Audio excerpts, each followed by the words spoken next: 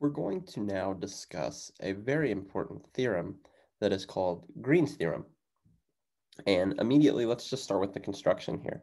So we have C to be a simple, remember simple means no self-intersections.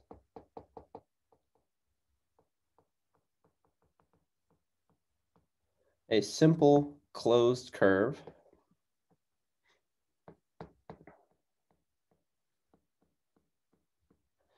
given by some parameterization, right?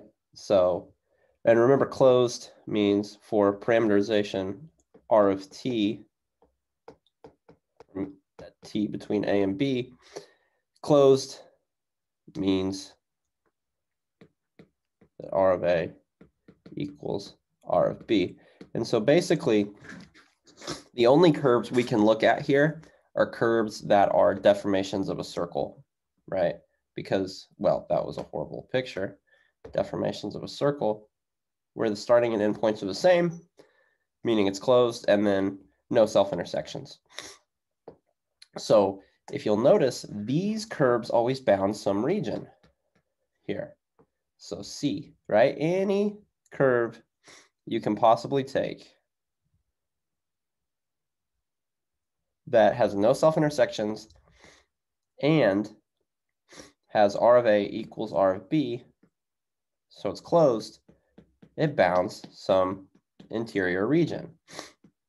We'll call this region D, okay? And so we're interested in these kinds of regions where we think of C as a boundary curve. And some notation here.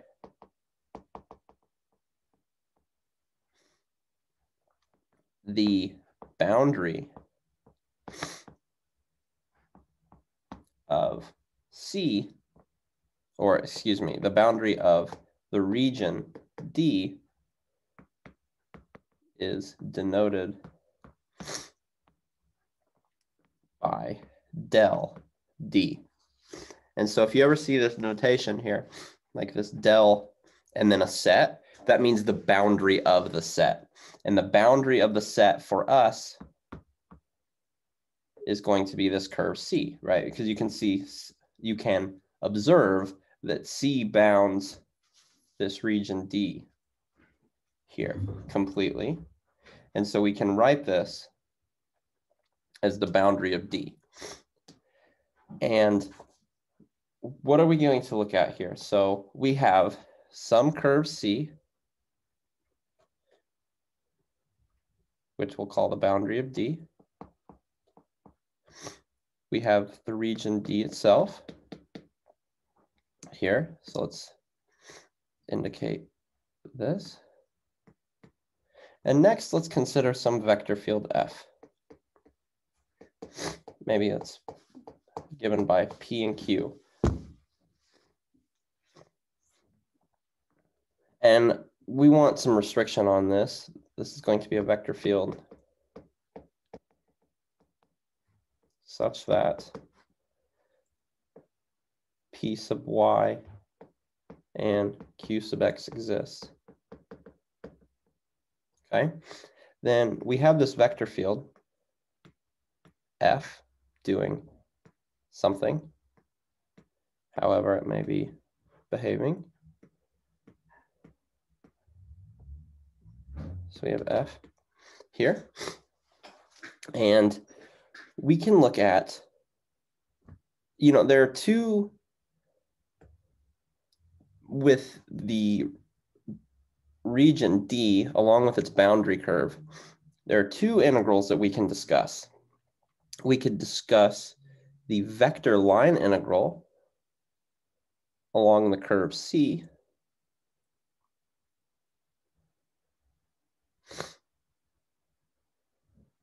right? So let's set up Green's theorem.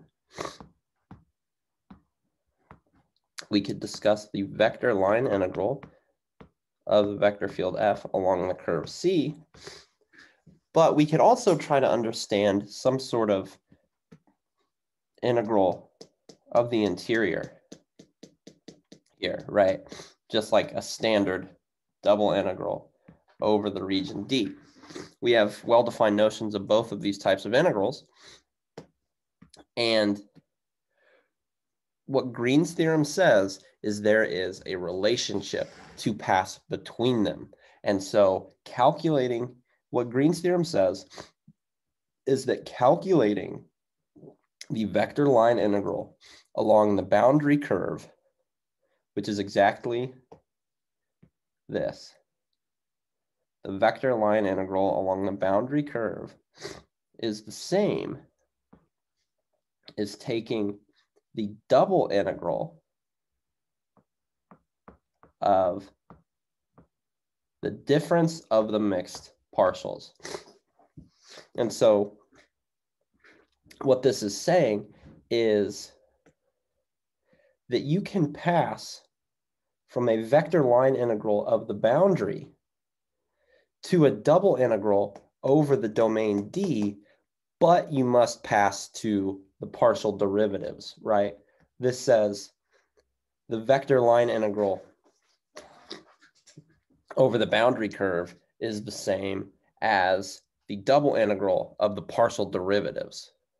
And so when you pass from the boundary to the interior, you have to pass from the function to two of its partial derivatives. It's qx minus py, which is, you know, if you'd like, dq dx minus dp dy. And so a reformulation of this theorem is, so equivalently, right, just different notation. Green's theorem can be written as the vector line integral over the boundary curve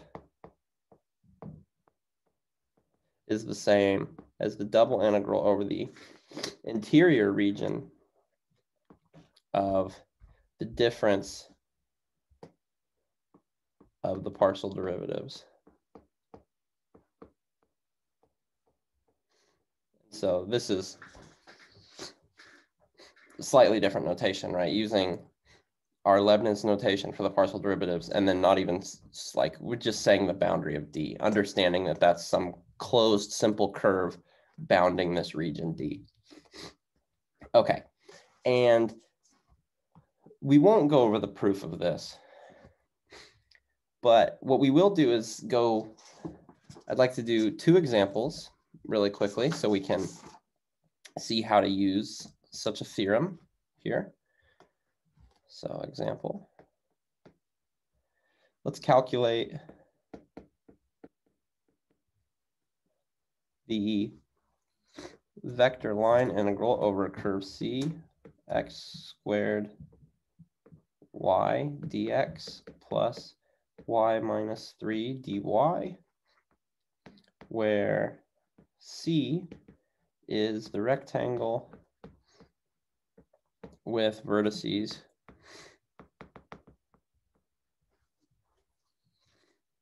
1, 1, 4, 1, 4, 5, 1, 5, oriented counterclockwise.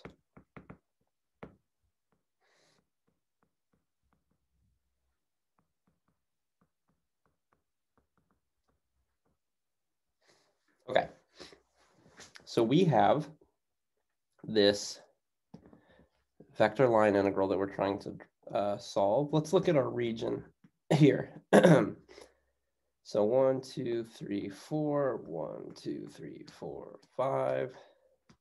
We had 1, 1, 1, 5, or 1, 4, excuse me. And then hang on, so we had 1, 1, we had 4, 1, right? We also had 1, 5, and then we had the point 4, 5. Okay, so that gets us, we're saying this curve is the perimeter of this rectangle. So this is C, and it's oriented counterclockwise. So like this, which means our interior region is everything inside this rectangle. Now, remember the notation of this integral. We have the integral over this curve C of, what was it? It was x squared y, whoops, x squared y dx plus y minus 3 dy. Well, this is equal to x squared y comma y minus 3 dot dr, where dr is like dx dy, right? You would think of dr as like dx dy here. And so what that means is we have, this is our P and this is our Q. Right, and so to calculate this integral, this vector line integral, using Green's theorem, right, we say that this is the same as the double integral over the region D of, well, dq dx minus dp dy dA, which is double integral from, or over the region D. Well, what's q sub x, right? The derivative of q with respect to x, you can see that'll be 0 because q is y minus 3. There's no x in there. And then minus dp dy. So the derivative of p with respect to y is going to be x squared dA. And so this is now the double integral. We have negative x squared. And so now we're setting up this integral dA is, remember, in rectangular coordinates, dx dy. Okay, and what is our region D? Well, our region D is bounded by this rectangle. And so you can see we have x coordinates going from 1 to 4. So x goes from 1 to 4. And then we have y coordinates going from 1 to 5. And so y goes from 1 to 5. And using Green's theorem, this is a much nicer setup here, right? And now we can just integrate this. So we're going to get, this is equal to integral for y equals 1 to 5. We're going to have negative 1/3 x cubed from 4 to 1 dy. This is negative 1/3 times, well, so integral y equals 1 to 5. Negative 1/3. Then we have 4 cubed, which is 64 minus 1 dy, which is 63. And then 63 over 3 would be 21, but it's negative. So y equals negative, or 1 to 5, negative 21 dy, which is negative 21y from 5 to 1, which is negative 21 times 4, which is negative 84.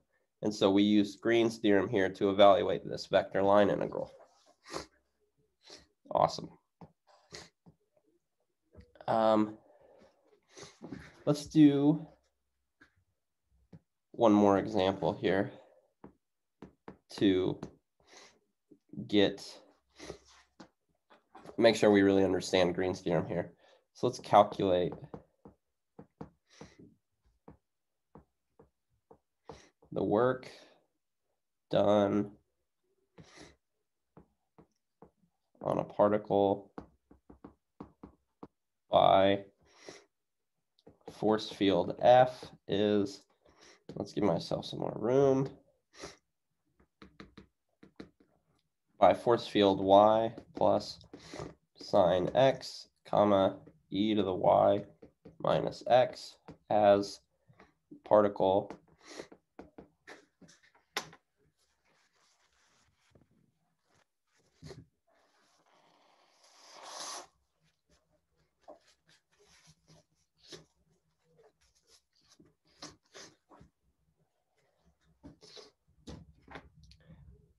traverses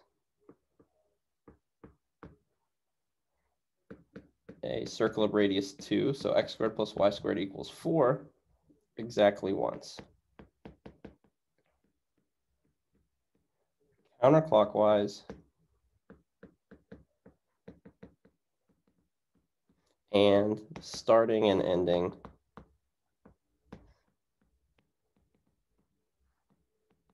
at the point 2, 0. Okay. And so what do we have? We have this curve C. It's a circle of radius 2, right? Here's our curve C. We're starting at the point 2, 0 and ending at the point 2, 0, and we're traversing this counterclockwise exactly once. And we want to understand the work that it took this force field to move this particle around the circle exactly once. And so we know that work in this case is equal to the vector line integral of the vector field over this curve, right? Which is integral, the vector line integral of C here, where we have, you can think about this as P dx plus Q dy, just as we did here, right? We thought about this as P dx plus Q dy, or you can think about it in its vector form here, right? Either way, we know that P is the first component and Q is the second component. And so what is P for us?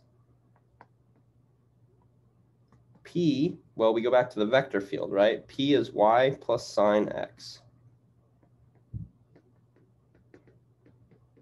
dx. And then Q is e to the y minus x dy. And now here is where we'll use Green's theorem. I'll make the equality green, so we know that we're using Green's theorem. This is the double integral over the region D of, well, it's, remember, double integral Q sub x minus P sub y. And what is Q sub x? Well, this is Q, and we need the derivative of Q with respect to x. So that's -1, and then minus the derivative of P with respect to y, which is going to be 1 dA. And so this is double integral over the region D of -2 dA. And now you could convert this to polar and then integrate in polar. If there was actually a function inside here other than a constant, that's what I would do. But since that's not the case, we can use our notion, or remember that we know how to calculate area using double integral. This is -2 times dA. But remember this double integral of the constant function 1, this equals the area of the region D. And so this would be -2 times the area of the region D. And, well, the area of a circle is pi r squared. So we have pi times r squared, but r is 2, so 2 squared, which means our answer is -8 pi.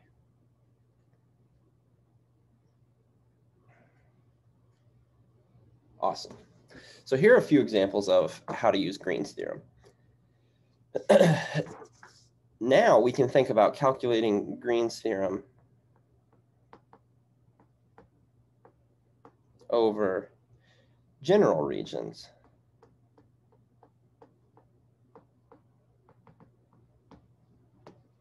Right?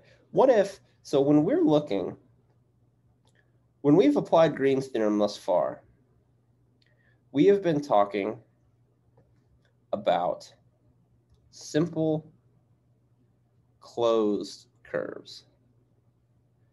This restricts our possibilities quite a lot, right?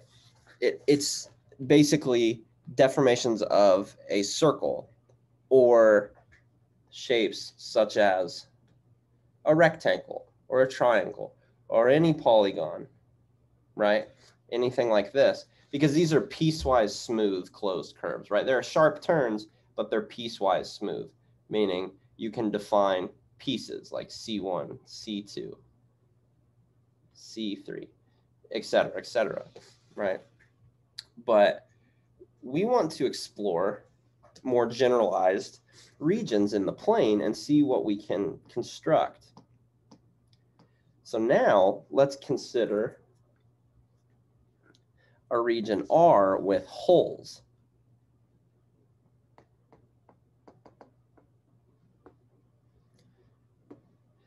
This is a non-simply connected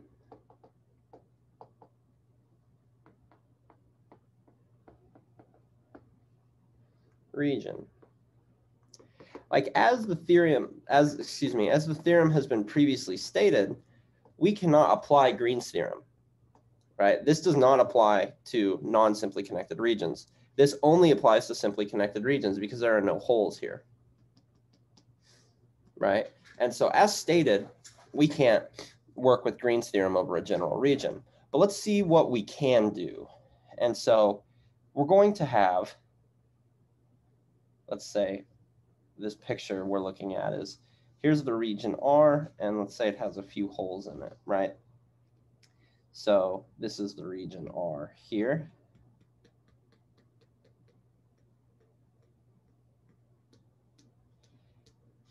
And you'll notice now the boundary of R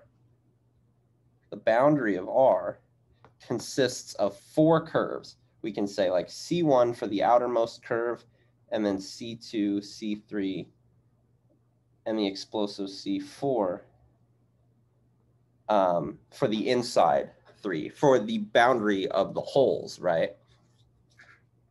So we can write that the boundary of R is C1 union C2 union C3 union C4.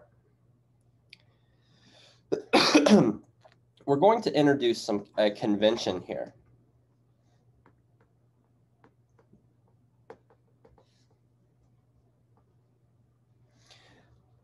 If a curve is oriented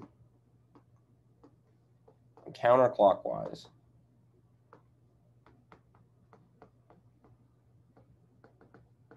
we're going to say this is a positive orientation. Again, this is purely convention, okay? And if a curve is oriented clockwise, we're going to say this has a negative orientation. Okay, and so positive orientation would be counterclockwise, negative orientation will be clockwise. Will be clockwise. Purely convention, but we need to define a convention and then stick with it. So we're going to orient, remember when you take vector line integrals, which is what we're interested in doing and seeing if we can come up with some sort of statement of Green's theorem over a generalized region, orientation matters when you're looking at vector line integrals. So we need to choose an orientation for these curves. And we're going to choose over a generalized region, we will choose that the outermost curve has positive orientation. So we're going to equip C1, with positive orientation.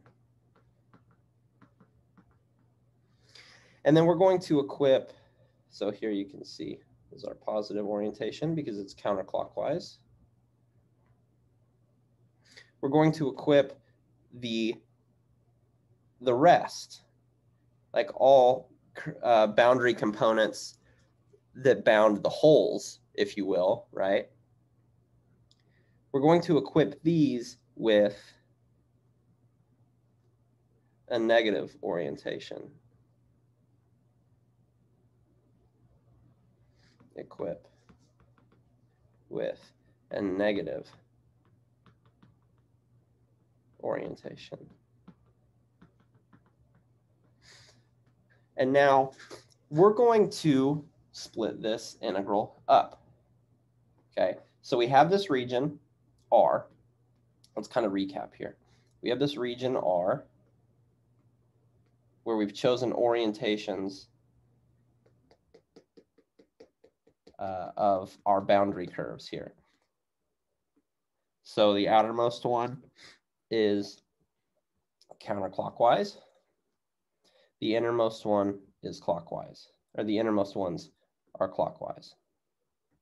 Okay, and we know from properties of vector line integrals that if we were to look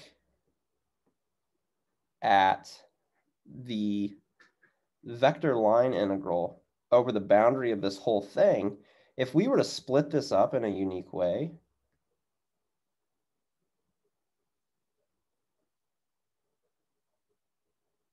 let's say we split our region. Whoops.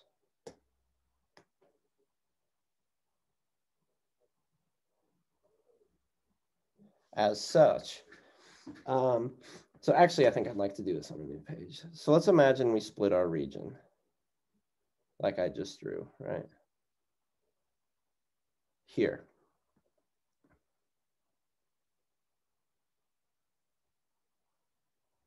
And so now the boundary of R equals, we could say this is region like D1 and this is region D2, right?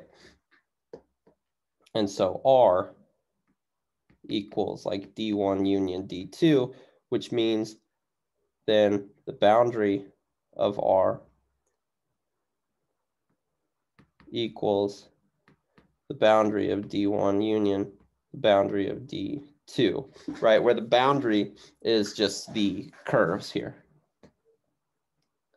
So this in red would be the boundary of D1, right? This whole thing here. And then in blue is the boundary of D2. Okay. And so what this means is using properties of vector line integrals that the vector line integral here is the sum of the vector line integrals over the boundary of region 1 plus the vector line integral over the boundary of region 2. Okay. Now let's remember that these are oriented, right? And so the outermost curve was oriented counterclockwise, and then the innermost were oriented clockwise. And so you see that we can extend this orientation to these side pieces here. And for D2, the boundary of D2 will get an orientation that's counterclockwise. And then for D1, we're going to get an orientation that's clockwise, right? Whoops. So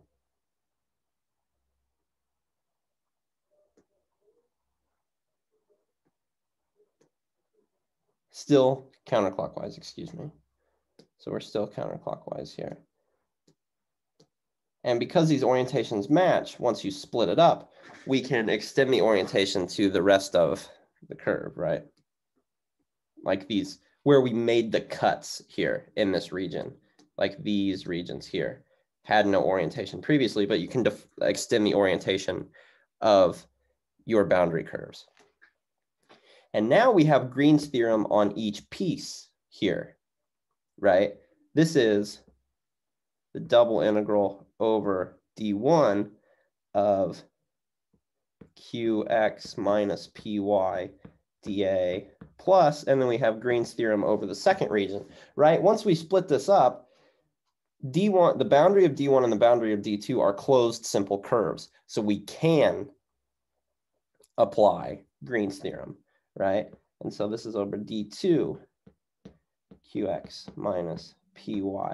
But R is D1 union D2, which means that this whole thing was actually equal to the double integral over the region R of qx minus py dA, since these have the same integrand here, right?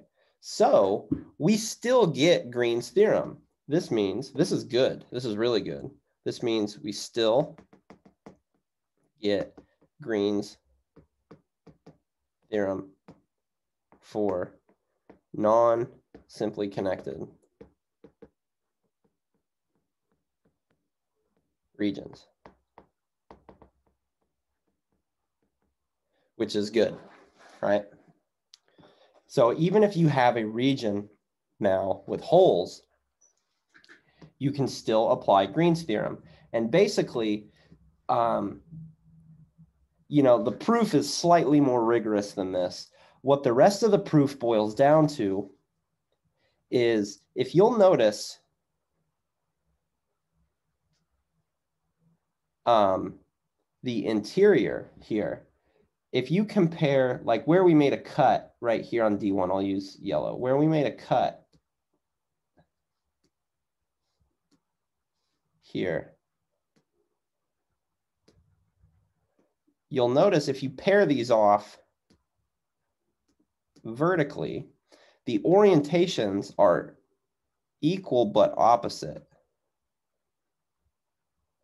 And so the idea here is that the integrals, the vector line integrals over these pieces will always cancel, because whatever value you have for the vector line integral on one side of the cut is going to be of the same magnitude, but flip a negative sign, right? So they'll always cancel each other out. And you can see that's true in comparison of all of these, right? That their orientations are always opposite. And moreover than the cuts, the circles we were looking at as well, right? Like here, maybe in green, this has an orientation that once you calculate the vector line integral, you'll get some value, but over the bottom piece, you'll get the same value, but with a negative sign. And so these cancel, and then these cancel, and then these cancel. And so the only thing that's unaffected by the vector line integral, or the only thing that doesn't cancel out, is the very exterior curve here, right? Which would complete the proof of why we still get Green's theorem for non-simply connected regions, okay? And so let's see one example of this. And then this would be where I'd like to stop the video. So let's calculate the vector line integral over the boundary of D of sine x minus y cubed over 3 dx plus x cubed over 3 plus sine y dy, where D is the region r theta such that r is between 1 and 2 and theta is between 0 and 2 pi. And so you can see the region D here is going to be an annulus. This is not simply connected. All right, so this is our region D. But we just proved that Green's theorem still applies to non-simply connected regions.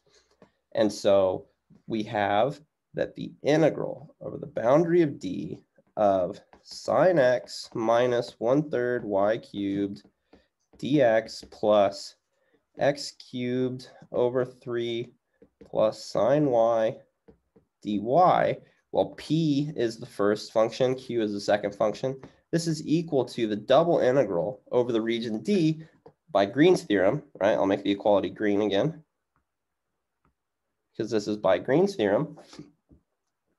We have q sub x. So what is q sub x? The derivative of q with respect to x, well, sine y, the derivative of sine y will vanish. And so we take the derivative of x cubed over 3, which will give us x squared, and then minus the derivative of p with respect to y, which is going to be negative y squared dA. And so this is the integral over the region D of x squared plus y squared dA. And now we can convert this to polar coordinates quite easily because our bounds are in polar coordinates. So r goes from 1 to 2, theta goes from 0 to 2 pi, and then we'll have r squared because x squared plus y squared is r squared. And then dA is times r dr d theta. And so now this integral becomes theta goes from 0 to 2 pi, r goes from 0 to 1 of r cubed dr d theta, right? Well, there's no theta in here, so this is just 2 pi times integral. R goes from 0 to 1, r cubed dr, which is 2 pi. And we have 1/4 r to the 4th from 1 to 0, right? And so we get 2 pi times 1/4. Then 1/4 minus 0, which looks like we're just going to get pi over 2.